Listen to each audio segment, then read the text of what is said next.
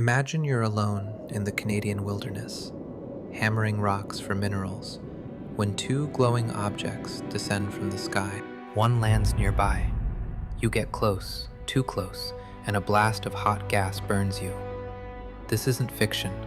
It's the Falcon Lake incident, hailed as Canada's best documented UFO case, with physical injuries, investigations by police, military, and even the US, and evidence that remains unexplained today. Hit like if you're intrigued, and subscribe for more real, unsolved mysteries. May 20th, 1967.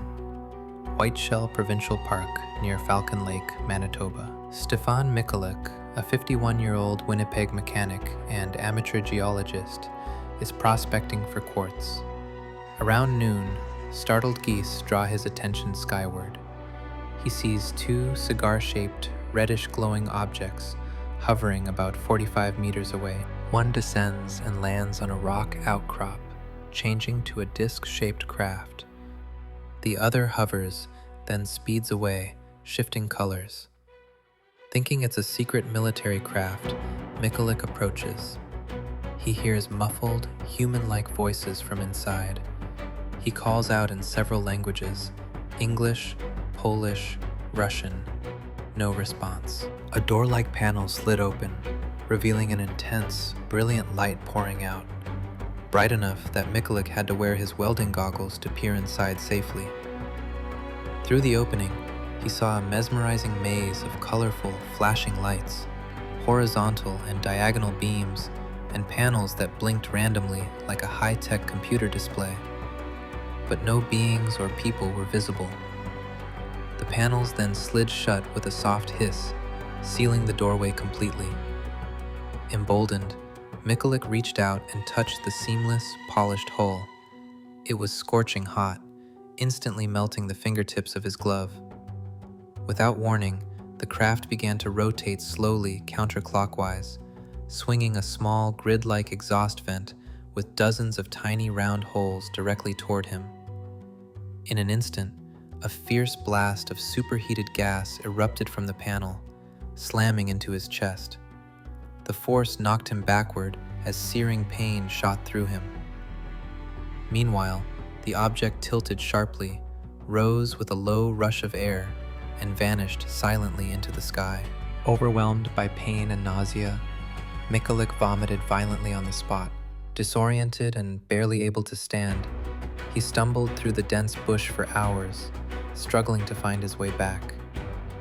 Eventually, he emerged onto the highway, where he flagged down a passing RCMP officer, who offered to drive him to medical help.